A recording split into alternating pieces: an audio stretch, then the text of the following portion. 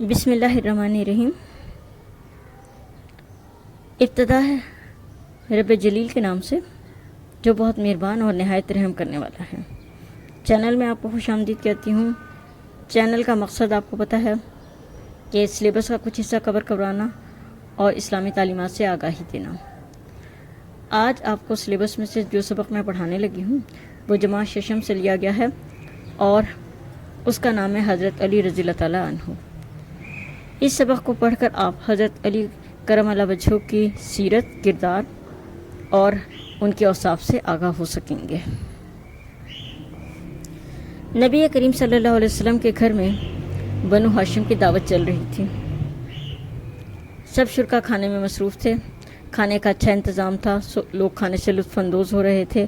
نبی کریم صلی اللہ علیہ وسلم نے ان کے کھانا ختم ہونے کا انتظار کیا اور جب سب لوگ کھانا کھا چکے تو آپ صلی اللہ علیہ وسلم ان سے ہم کلام ہوئے۔ آپ صلی اللہ علیہ وسلم نے ان کو توحید کا پیغام دیا، اللہ تعالیٰ کے توحید کے بارے میں بتایا۔ یہ سن کر سب خاموش ہو گئے، ایسے لگا جیسے ان پر سکتہ سا چھا گیا ہو۔ پھر ابو لہب نے اس خاموشی کو توڑا اور اس نے نبی کریم صلی اللہ علیہ وسلم کو برا بھلا کہا اور کہا کہ اے محمد، کیا تم نے ہمیں یہ باتیں سنانے کے لیے بلایا تھا؟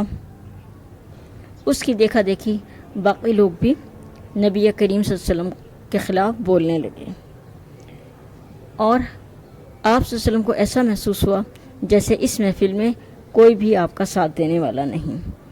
لیکن اسی وقت ایک نوعمر لڑکا اٹھ کر کھڑا ہوا اور اس نے کہا کہ اگرچہ میری ٹانگیں کمزور ہیں اور میری آنکھیں خراب ہیں لیکن میں آپ کا ساتھ دوں گا۔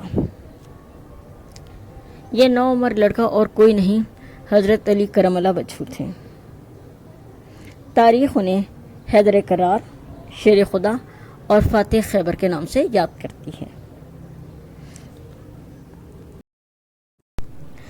حضرت علی کے والد کا نام ابو طالب تھا جو حضرت محمد صلی اللہ علیہ وسلم کے والد حضرت عبداللہ کے حقیقی بھائی تھے۔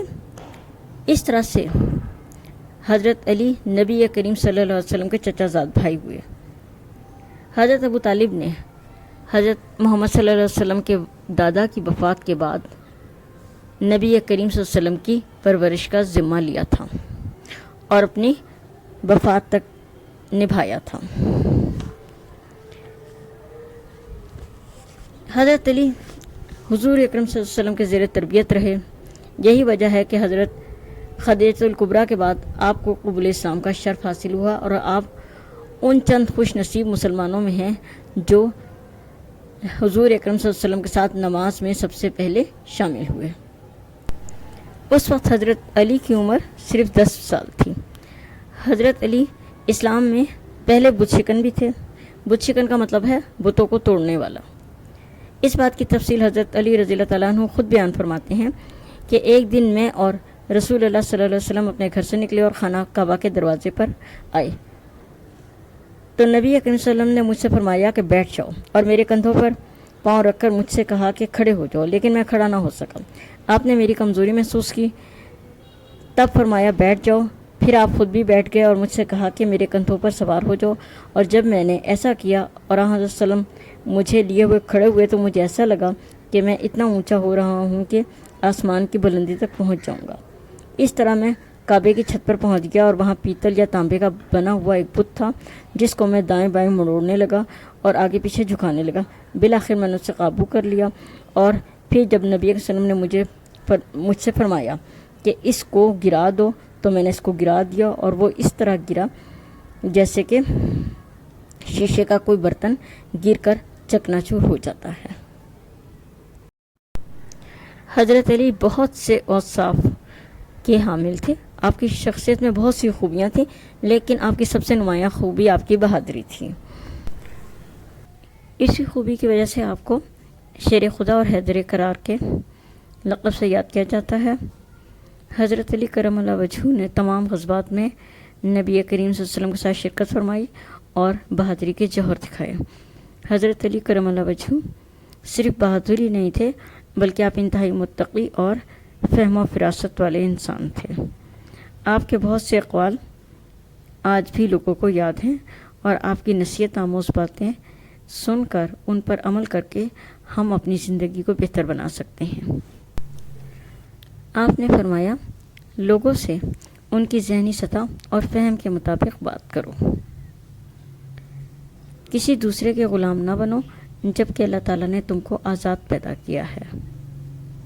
ناکارہ رہنا آفت ہے اور صبر بہادری ہے۔ کبھی زبان سے نکلا ایک لفظ نعمتیں چھین لیتا ہے۔ اللہ تعالیٰ ہمیں حضرت علی رضی اللہ تعالیٰ عنہ کی سیرت پر چلنے کی توفیق عطا فرمائے۔ آپ حضرت علی کے سیرت و کردار کے بارے میں بہت کچھ جان چکے ہوں گے۔ امید ہے کہ سبق آپ کو سمجھ آ گیا ہوگا۔ اب ہم اس کے مشقی سوالات حل کریں گے۔